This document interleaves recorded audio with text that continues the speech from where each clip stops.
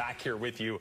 And another good one here in an AFC West divisional battle between these two teams. The Chargers now have swept the season series 34-27, and they came out in the second half after the free kick, which we'll get to here in a little bit. But they were on fire on that drive to really seal things that put them up 10. And we talked about this being a playoff game, and that's what you saw really tonight, right? You saw two quarterbacks going at it. Early on, Bo Nix was on fire, couldn't be stopped. Yeah. The Chargers make a couple adjustments, and then you see playoff football, quarterback scrambling here for first down, staying in bounds, trying to get as many yards as you can.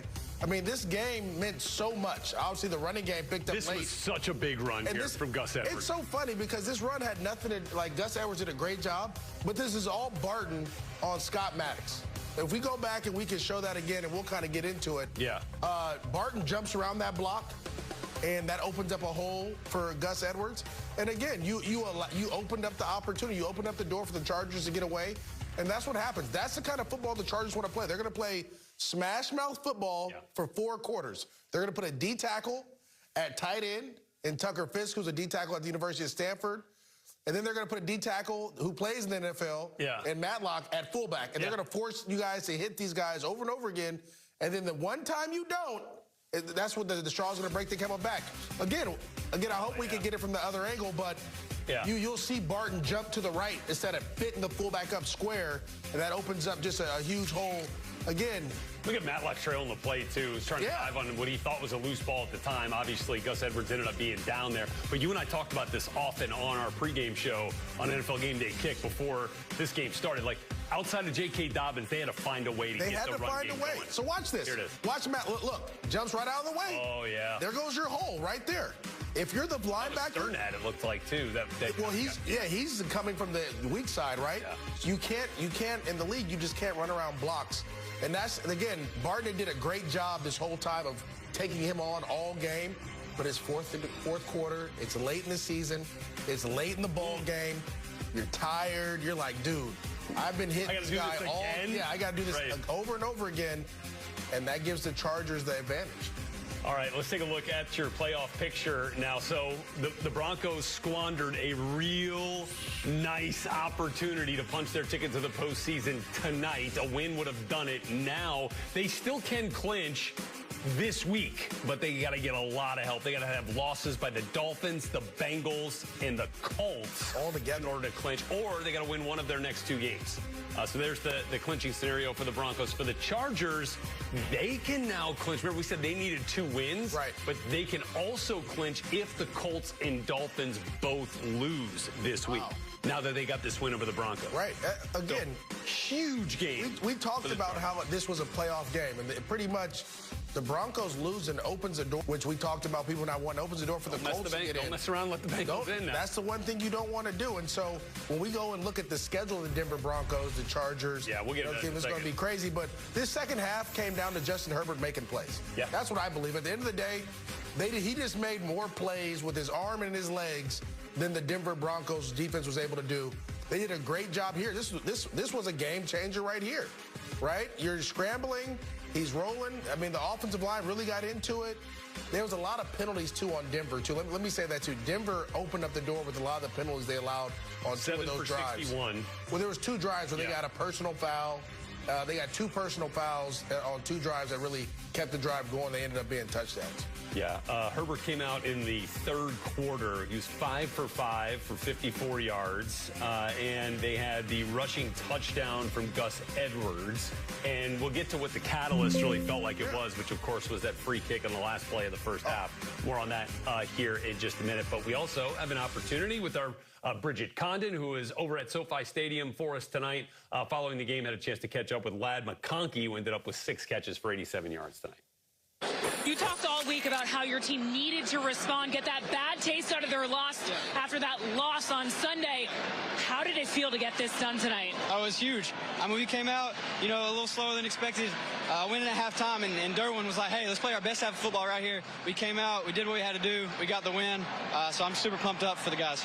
Just before halftime, you guys get 3 points thanks to a free kick field goal by Cameron Dicker. What kind of spark did that give your team just before the half? Yeah, I mean, it was huge. Get points. I don't don't know the exact numbers, but I know if you score before halftime, you have a greater chance of winning. So Coach Vic and Coach Beep actually covered that this week. It was like, hey, be alert if this happens. It's something we just bring up every now and then. So we were ready. It happened. I didn't think it would ever really happen, but it did. So we were ready. You guys actually covered doing a free kick field goal in practice this week? Coach Vic and Coach Beep. Yeah. That's awesome. And Justin Herbert, your quarterback, dealing with ankle injury throughout this entire week, the past couple of weeks.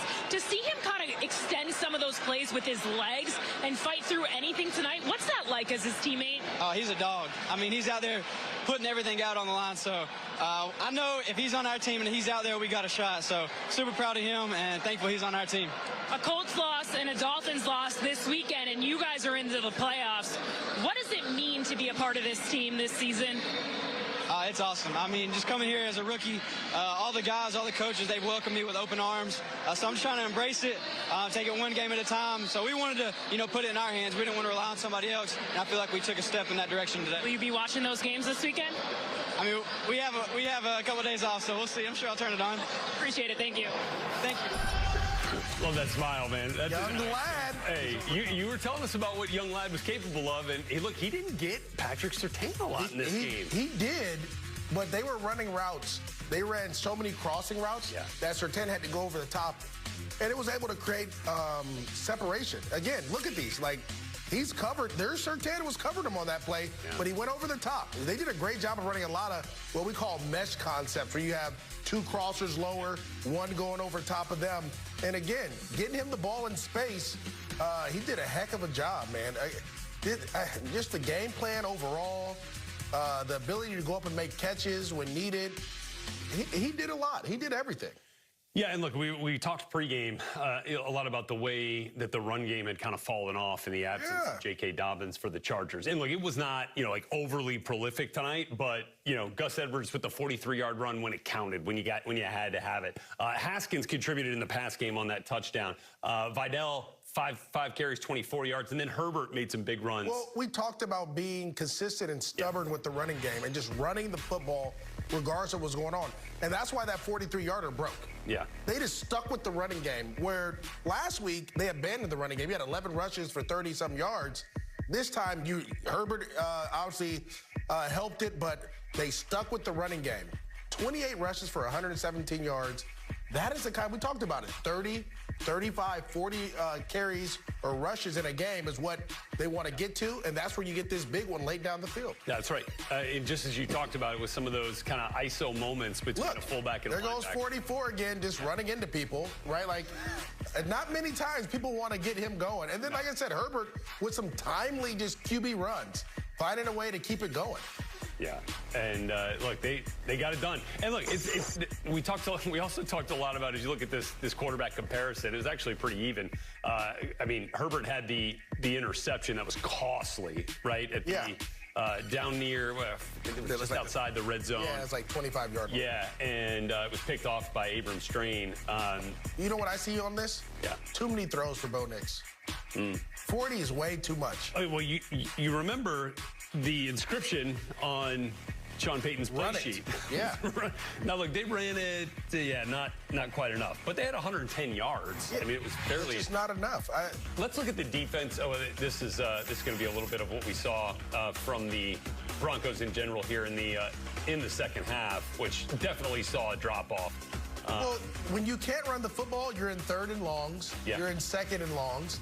Here, this is the play. This that should have been a touchdown. Yeah, I told you. There's a thing I hate when players do. That right there, my bads. We know it's your bad. We need you to make these throws. And I get it, you're a rookie, but my gosh, he's wide open, right? Like, those, look.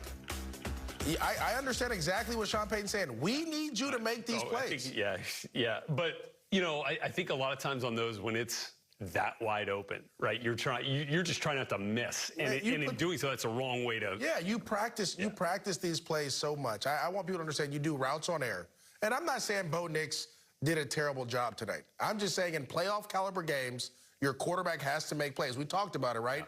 Yeah. In our pregame show, the game day kickoff, I said the reason I get nervous about rookie quarterbacks is that when the moment gets big enough, you have to rise to the occasion. Yes.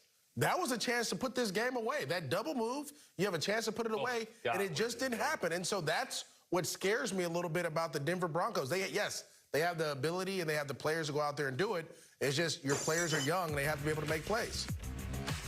All right, looking at the first half and second half comparison, I mean, look, it wasn't, as you said, it was not bad, but you talk about missed opportunities, those don't show up on the stat sheet. And you want to talk about what we saw. They scored touchdowns on their first 3 possessions of this game. Did not find the end zone in the second half at all after that. I mean, it was punt, field goal, punt, field goal. That's a lot of possessions. Hey, and certainly credit to Jesse Minter's defense, because it was hot knife through butter in those first 3 drives, and they figured it out a little bit. Let's go back to SoFi Stadium, where Broncos head coach Sean Payton is now